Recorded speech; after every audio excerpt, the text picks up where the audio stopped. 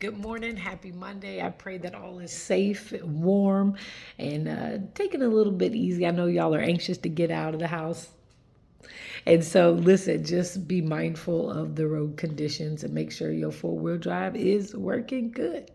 Well, today we're going to talk about our appetite and how it needs guardrails, how many times we need help. Yeah, and our appetite, absolutely. That's why we're in this series, right? We need understanding how to deal with this appetite of ours. So the title is When My Appetite Needs a Guardrail. We're talking about Joseph here in Genesis 39. This is a great one because it really talks about how it's not just about hunger, but sometimes there's this temptation, right? Our appetite shows itself in temptation. So in Genesis 39, Joseph is working in Potiphar's house, right? Potiphar's wife repeatedly tempts him, okay?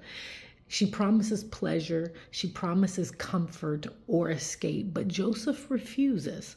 Why? Because Joseph understood boundaries. Even with the conversation that he had with her about her husband, he knew he was called to be set apart, right? He knew what he was called to. He knew who he was and why he was there, and he knew what she was doing was wrong. He said no to that immediate pleasure, right? That immediate satisfaction, so he could say yes to God's plan. Think about that. Even from the beginning, obviously the enemy was trying to kill him, even through his siblings, right? Throwing him into a pit. Now he's in like so many areas, even being thrown in jail, that the enemy was trying to attack him, because the end results of him saving his whole family through famine and the nations, right?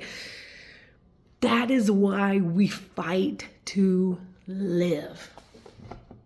Our appetite naturally wants what is easy, what is fun, or what feels good in the moment.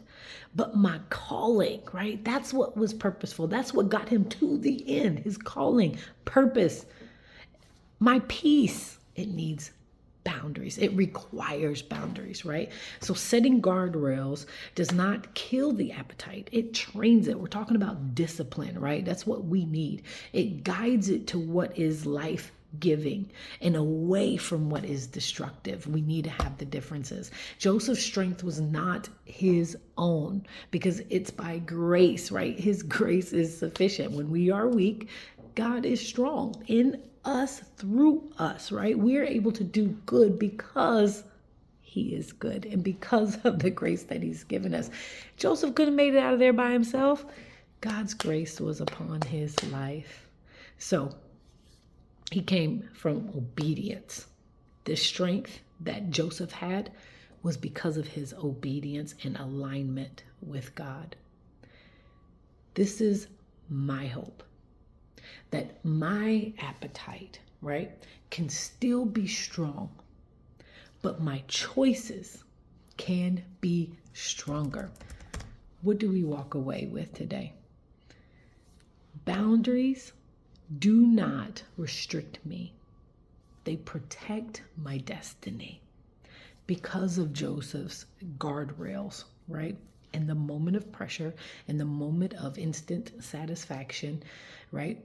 He was able to get out of there and go into the next place that he was needed, right? To speak to the men that brought him before the king. God bless you. Have a wonderful Monday, and I'll see you on Wednesday.